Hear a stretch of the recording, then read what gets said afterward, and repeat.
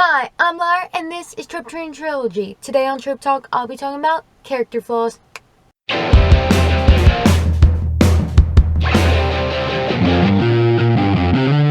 I understand I missed last week's video. I wasn't here for most of the week, and then I was busy for the rest of it. So again, I'll just backlog the video. I'll have to double up for 2 weeks instead of 1. I'll do it eventually, but I don't think I'm going to do it right now. And it's almost midnight right now, so my goal for this video is to not pass out, because I don't have much time and bad time management skills, so kind of leads to either sleeping or getting videos done.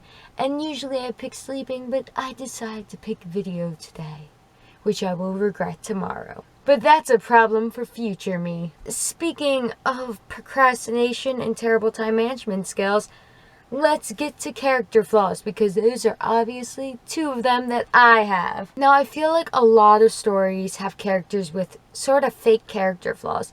And I think this has to do with people confusing what is a character flaw in real life with what is a character flaw in fiction. A character flaw in fiction is something that holds a character back from achieving their goal. This flaw must be something that the character must live with, overcome, or succumb to, and must affect the plot of the story and negatively affect the character. It seems simple enough, but a lot of stories fail to give the characters actual flaws, especially protagonists and love interest.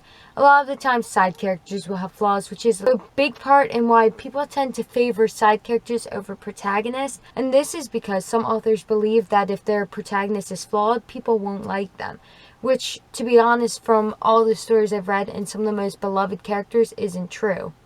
And the 2 other main causes of characters lacking flaws is because the author gets too attached to the character and wants them to be the best, most perfect main character ever, which requires them to be perfect, or the author doesn't realize they're not incorporating the flaw into the plot and thinks just by making the character clumsy or even somewhat selfish, it counts as a flaw even if it never affects the story whatsoever. And I somewhat get this, because by making your character's flaw affect the story more, that involves a lot more trying to figure out how the character can overcome this. But in the end, it makes the story better. And personally, I find that the more the flaw affects the plot, the better. I read a series of books, which I won't name because spoilers, where there's a character whose flaw is pride. Now, in the first couple books, it doesn't really affect anything, and eventually it escalates to the pride causing them to make poor choices, but only in 2 scenes. One where the character puts herself needlessly in danger because of her pride, and another where a character makes a fight harder on herself because she's too proud to take an easy win. Both of these examples are good uses of a flaw. However, neither of these really affected the plot of the story because they both occurred and were solved within 1 scene.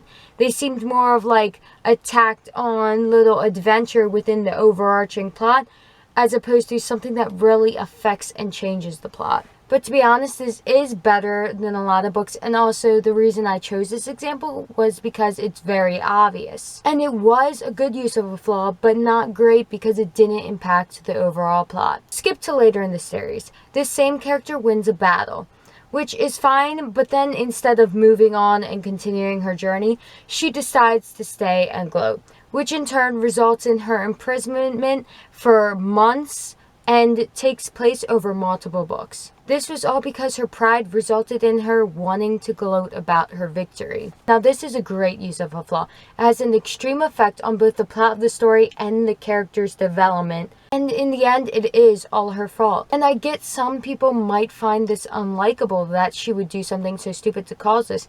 But to be honest, she's a fairly beloved character by everyone who I know who's read this book.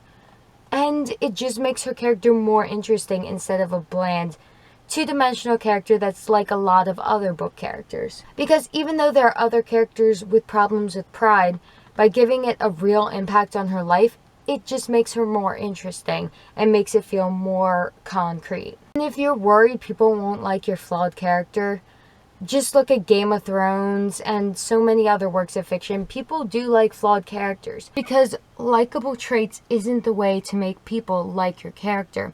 Traits such as selflessness, loyalty, kindness, being very attractive or a good fighter isn't necessarily the way to make readers attached to your character.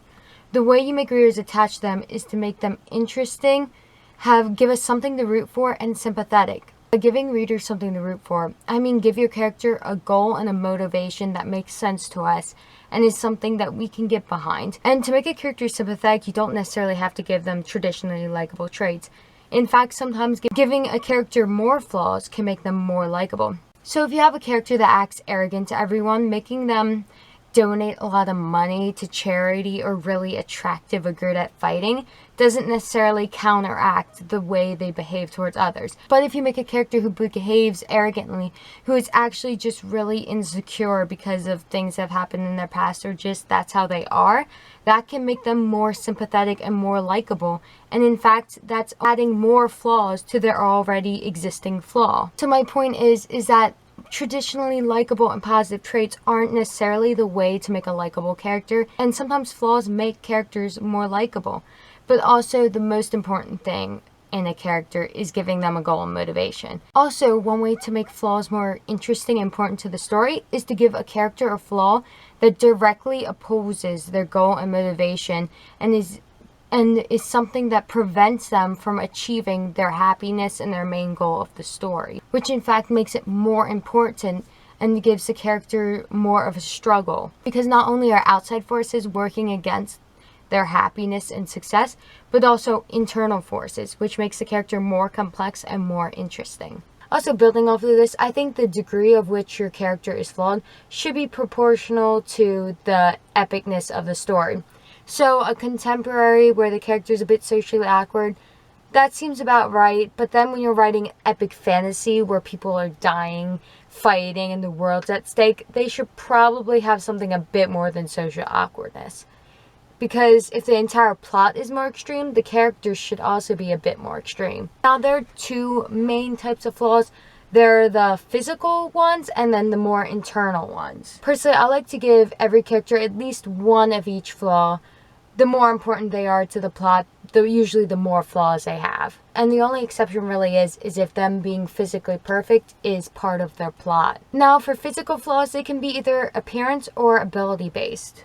And these flaws are usually more shallow and less interesting, but they really don't have to be. You could have an ugly character that needs to gain the trust of someone who's very shallow, or you might have a crippled character that's being hunted, or even just someone who can't fight being forced to fight. All of these flaws have the opportunity to be interesting and effective in the plot. However, I notice in a lot of stories, these flaws tend to be mostly just mentioned to make the character feel more relatable or gain sympathy, but in turn don't affect the plot ever and are usually overcome through determination. But I've noticed in a lot of stories, these physical flaws tend to only be there to garner sympathy and tend to be forgotten without any real in-depth look at them and how they hurt the character. For example, there's this one book where a character has a painful limp. He has to use a cane, and again, walking is very painful for him, and this story requires him to do a lot of action sequences.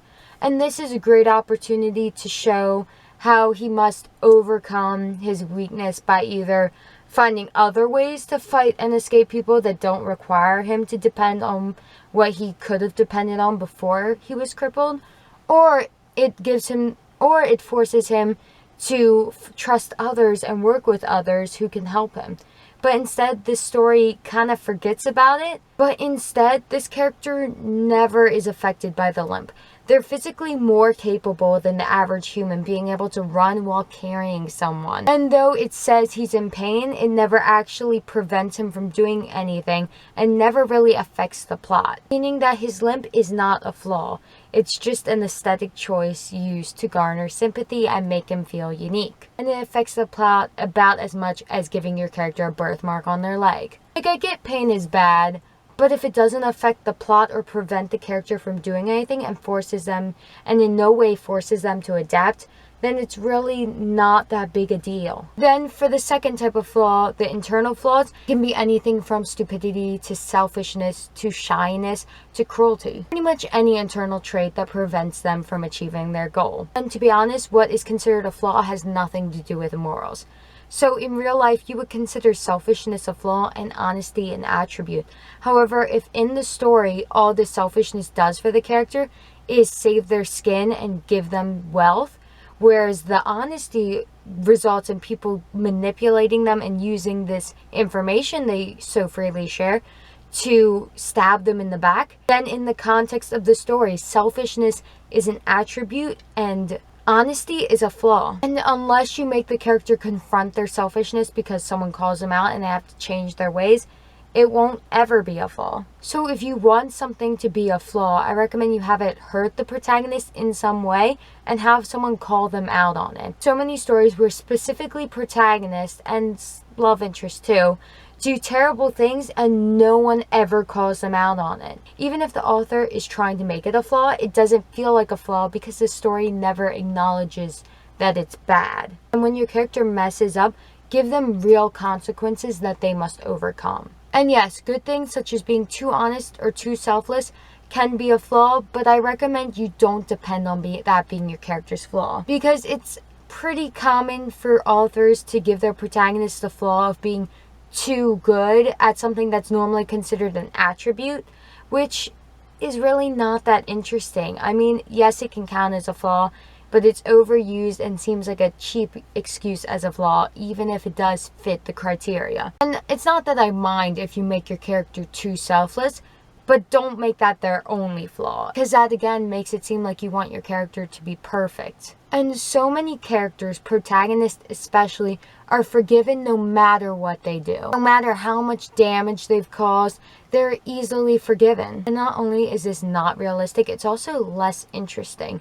When your character messes up, this is a great opportunity for conflict with people that are on their own side. If a protagonist messes up, use this as an opportunity for people to call them out for it, or maybe lose trust in them and they have to earn it back. And if a side character would not be as easily forgiven as your protagonist for what they've done, then your protagonist is probably being too easily forgiven.